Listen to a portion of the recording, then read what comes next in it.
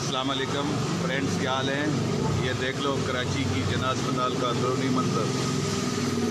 बारिश की वजह से कितना पानी जमा है, देख लो गौर से।